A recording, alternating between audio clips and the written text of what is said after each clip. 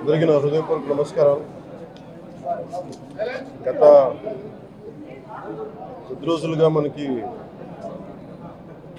తిరుమలలో జరిగిన అపచారం మనకి బయటకు వచ్చింది. స్వామివారి ప్రసాదం గత శతాబ్దాలుగా, సరిగ్గా చెప్పాలంటే 300 సంవత్సరాల పై చిలుకు నుంచి స్వామివారి ప్రసాదాన్ని తిరుపతి లడ్డూని కానీ దీన్ని 3 శతాబ్దాల పైనుంచి దీన్ని తీసుకొస్తూ వచ్చారు. స్వామివారికి నైవేద్యంగా ఇస్తూ వచ్చారు. ఇది మహాప్రసాదంగా భావిస్తాం దేశం అంతా. ఇది ఒక ప్రభుత్వాన్ని నిందించడానికో, దీని మీద రాజకీయ లబ్ధి పొందడానికో దీని వెనుక ఉద్దేశం లేదు. వైసీపీ పాలనలో టీటీడీ బోర్డుని కాన్స్టిట్యూట్ చేసిన విధానం మేము ముందు నుంచి ఆక్షేపం తెలియజేస్తూ ఉన్నాం. ఏ గుడైనా సరే భక్తుల మనోభావాలు దెబ్బతినకుండా, ఆచార వ్యవహారాల్ని నిర్వీర్యం చేయకుండా, అపరాధం వాటిల్లకుండా ముందుకు తీసుకెళ్లాల్సిన అవసరం ఉంది. అది వారి బాధ్యత. సో టీటీడీ బోర్డుని కాన్స్టిట్యూట్ చేసిన వైసీపీ ప్రభుత్వం 2019 నుంచి సంస్కరణల పేరుతోటి, అంతకుముందు చాలా తప్పులు జరిగినాయనే వాటితోటి చాలా మార్పులు చేర్పులు పట్టుకొచ్చారు. స్వామివారి పూజా విధానాలు మార్చేశారు. శ్రీవాణి ట్రస్ట్ అని పేరు పెట్టి దాని మీద 10,000 రూపాయలు టికెట్ పెట్టారు ఒక్కొక్క వ్యక్తికి. ఒక్కొక్క కుటుంబం వస్తే 5 మంది, 4 వస్తే తక్కువ కాకుండా వాళ్ళకి 50,000 రూపాయలు వసూలు చేసి టికెట్ మటుకు, బిల్లు మటుకు 500 రూపాయలకి ఇస్తూ ఉండేవాళ్ళు.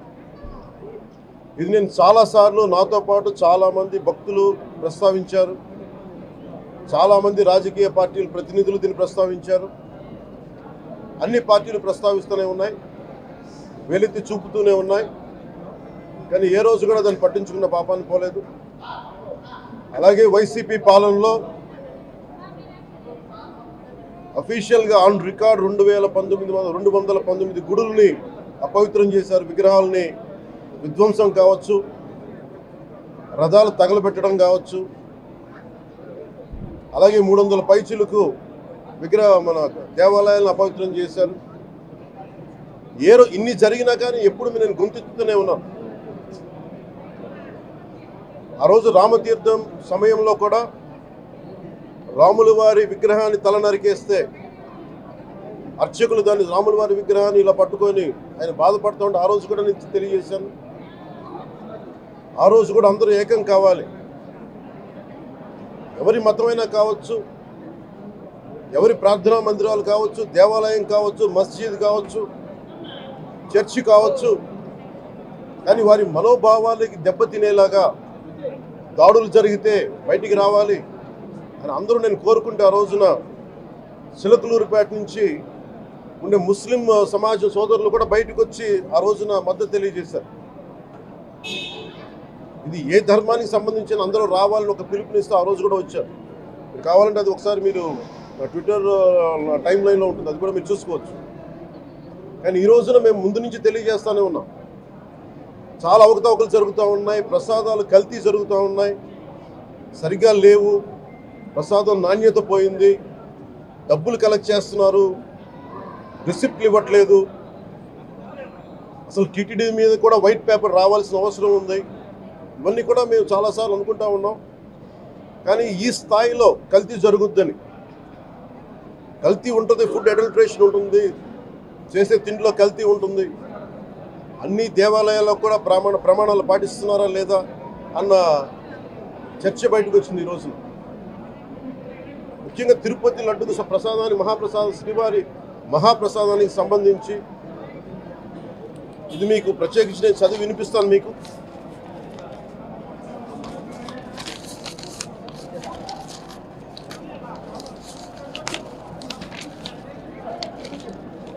ఈ రిపోర్ట్ ప్రత్యేకించి centre for analysis and learning in livestock and food of the national dairy development board వారికి శాంపుల్స్ పంపిస్తే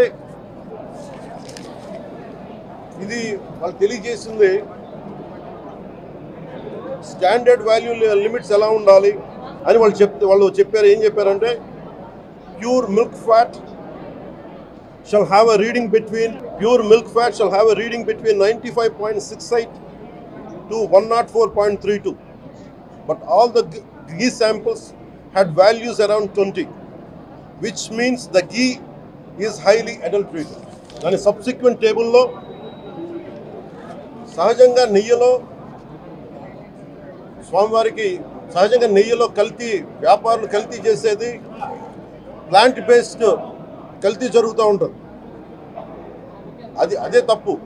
అలాంటిది దీంట్లో ప్రత్యేకించి తెలియజేసింది సోయాబీన్ ఉంది, sunflower, olive oil, rape seed, linseed, wheat germ, maize germ, cotton seed, coconut, palm ఆయిల్తో పాటు fish oil, beef tallow, lot.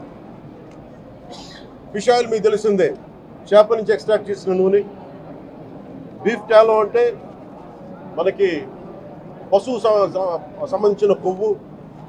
అలాగే లాడ్ అంటే మనకి మన పందికి సంబంధించిన కొవ్వుని. ఇవి ఎక్కువ ఉన్నాయి.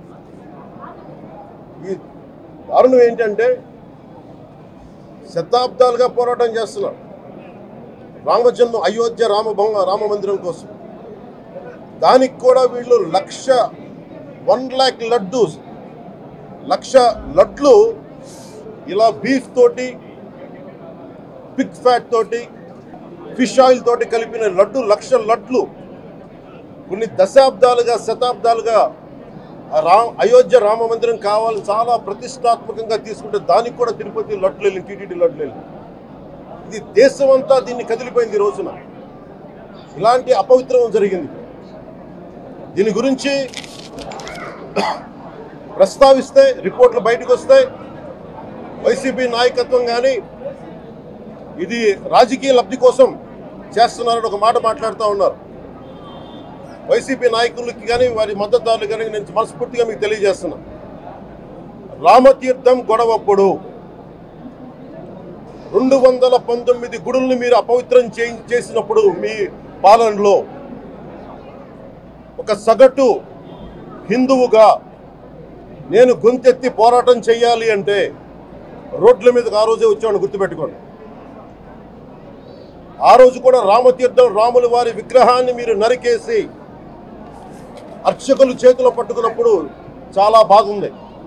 కానీ ఆ రోజు కూడా దాన్ని రాజకీయ పరంగా మేము తీసుకెళ్ళా. దోషులకి శిక్ష పడాలి. వీళ్ళెవరో కనుక్కోండి, ఈ రోజు వరకు మీరు పట్టించుకోవాలా.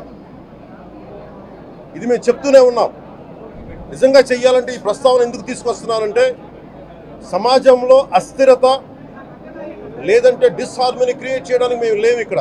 కానీ తప్పు జరుగుతుంటే, దాడులు జరుగుతూ ఉంటే, అపవిత్రం చేసుకుంటూ వెళ్ళిపోతే చూస్తూ ఎవరు కూర్చోం. తప్పు, అది కూడా తప్పు అవుద్ది. ఫండమెంటల్ కాన్స్టిట్యూషనల్ ఫండమెంటల్ ఇది. ప్రతి వ్యక్తికి వారి ధర్మాన్ని ఆచరించే హక్కు ఉంది.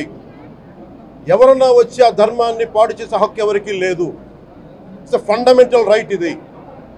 ఇలాంటి స్థాయిలో ఈ రిపోర్ట్ బయటకు వచ్చినప్పుడు ఏం చెప్పుండాల్సింది గత ముఖ్యమంత్రి గారు? నేను ఏ రోజు కూడా మీరు చూశారు, ఇది ప్రభుత్వం, మన కొత్త ప్రభుత్వంలోకి వచ్చాం. ఇది వెండెట్టా ప్రభుత్వం కాదు, ఇది పగా ప్రతీకారాల ప్రభుత్వం కాదు ఇది. కానీ తప్పు జరుగుతుంటే మటుకు చేతులు కట్టుకొని చూసే ప్రభుత్వం కూడా కాదు. అది మీకు చాలా పగడ్బందీగా తెలియజేస్తున్నాను విషయం. అలాంటిది నా మీద ఎన్నో మాట్లాడినా మేము ఎప్పుడు మాట్లాడలా. రామతీర్థం గురించి జరిగినప్పుడు కూడా మేము మాట్లాడలా. కానీ ఈ రోజున రిపీట్ అయిపోతున్నాయి మిస్టేక్స్. అలవాటైపోయింది, ఆలవాలం అయిపోయింది. ఇంక ఇక్కడితో ఆగాలి. ఇది ఎప్పుడే ఫుల్ స్టాప్ టు దిస్.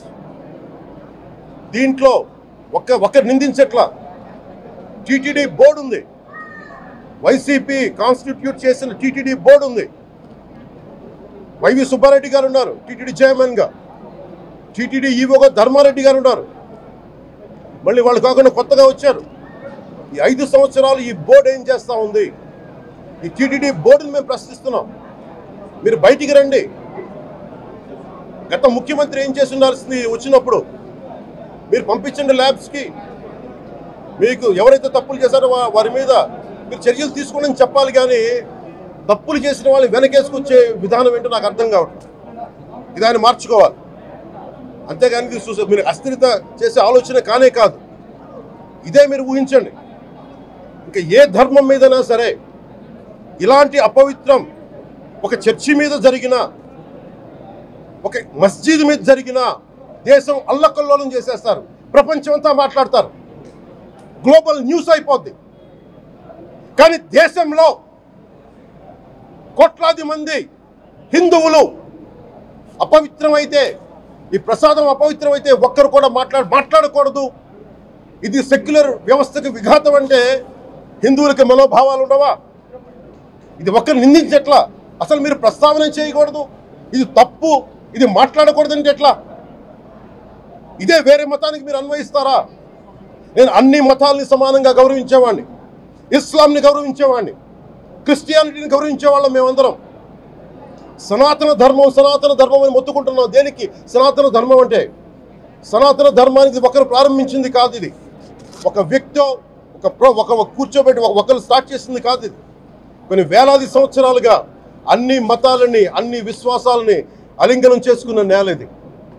అలాంటి విశ్వాసాలకి దగ్గర తీసుకున్న ఈ నేల మీద ఇలాంటి అపవిత్రం జరిగితే, రిపీటెడ్గా జరిగితే, ఒకసారి కాదు, 2 సార్లు కాదు, రిపీటెడ్గా జరిగితే ఇప్పుడు కూడా మాట్లాడకూడదంటే అది తప్పు చేసిన వాళ్ళం అవుతాం. మేము దోషులకి శిక్ష పడాలి.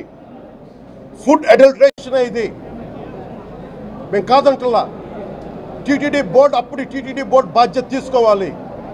పొలిటికల్గా వచ్చి అలంకారప్రాయంగా ఒక్కొక్కళ్ళు వచ్చేసి దర్శనాలకి టికెట్లు ఇవ్వడానికి మీరు బోర్డు మెంబర్స్ అవ్వలేదు. మీరు ఎవరు చైర్మన్ కానీ ఈవో కానీ, మీరు అక్కడ ధర్మాన్ని పరిరక్షించాలి. మీరు అక్కడ మీ ఇష్టాలకి మీరు కూర్చోబెట్టి మీ ఇష్టాలకి కాంట్రాక్ట్లు ఇచ్చుకోవడానికి మీరు టీటీడీ బోర్డుకి మీరు వెళ్ళలేదు. మీరు అందరూ, మీ అందరికీ బాధ్యత ఉంది. మీరు నిర్ణయించుకోవాలి. ఎవరికి కోపాలు రావు, ఎవరికి వేదన రాదు, ఎవరికి బాధలు రావంటే కుదరదు. వస్తాయి బాధలు, వేదన ఉంది, మాట్లాడతాం. మర్చిపోకండి ఎవరు. గత ముఖ్యమంత్రి గారు కూడా నేను చేస్తా ఉన్నాను, జగన్మోహన్ రెడ్డి గారికి కూడా. ఇదే చర్చికి జరిగితే మీరు ఊరుకుంటారా? ఒక మసీదుకి జరిగితే ఊరుకుంటారా? ఒక తిరుమలకి జరిగినప్పుడు ఎందుకు వెనకేసుకొస్తారు? రాకండి. ఏ మతం మీద దాడి జరిగినా సంపూర్ణంగా నాతో సహా మేము ఖండిస్తాం, బయటకు వస్తాం. ఇస్లాం మీద దాడి జరిగితే మేము మాట్లాడతాం, క్రిస్టియానిటీ మీద దాడి జరిగితే మేము మాట్లాడతాం, హిందూ ధర్మం మీద, సనాతన ధర్మం మీద దాడి జరిగితే కూడా నేను మాట్లాడతాను. ఇది మొదటిసారి కాదు, మేమందరం మాట్లాడతాం. ఇది ప్రాథమిక హక్కు. ఇది పరస్పర విశ్వాసాలను గౌరవించుకోవడం చాలా చాలా అవసరం. ఇది అందరికీ తెలియజేస్తున్నాను. ఇది దోషులకి కఠిన శిక్ష పడాలి. అలాగే ముఖ్యమంత్రి గారికి కూడా నేను తెలియజేసుకున్నాను, చంద్రబాబు నాయుడు గారికి కూడా క్యాబినెట్ మీటింగ్ జరగాలి, అసెంబ్లీలో చర్చ జరగాలి. అసలు టీటీడీ ట్రస్ట్లో ఎన్ని అవకతవకలు జరిగినాయి, దీని మీద కూలంకషంగా దీని మీద చర్చలు జరగాలి. అలాగే నిన్న అందరూ మీడియా పెద్దలు కూడా అడుగుతూ ఉన్నారు, పత్రికాధిపతులు కూడా అడుగుతూ ఉన్నారు, మీడియా వారు కూడా అడుగుతున్నారు, దీన్ని సిబిఐకి తీసుకెళ్లాలా లేదా అనేది. అది గౌరవ ముఖ్యమంత్రి గారు నిర్ణయం తీసుకోమని. మీరు ఏ నిర్ణయం తీసుకున్నా క్యాబినెట్ మీ వెనకాల ఉంటుంది, ప్రజలు మీ వెనకే ఉంటారు. ఇది ఇక్కడితో ఆగాలని మనస్ఫూర్తిగా నేను కోరుకుంటున్నాను. అలాగే 40 సంవత్సరాలుగా కర్ణాటకలోని గీ కంపెనీకి ఇస్తూ ఉన్నారు. 15,000 కేజీలు అవసరం అవుతుంది నెయ్యి, మనకి స్వచ్ఛమైన నెయ్యి. అలాంటిది వీళ్ళు 1000 రూపాయలు కొన్నదాన్ని వీళ్ళు 360 రూపాయలకే వస్తుందని చెప్పి ఎవరో మిడిల్ మ్యాన్ వచ్చి చెప్పారు. ఆ మిడిల్ మ్యాన్ ఎవరు? దీని మీద సంతకం పెట్టింది ఎవరు?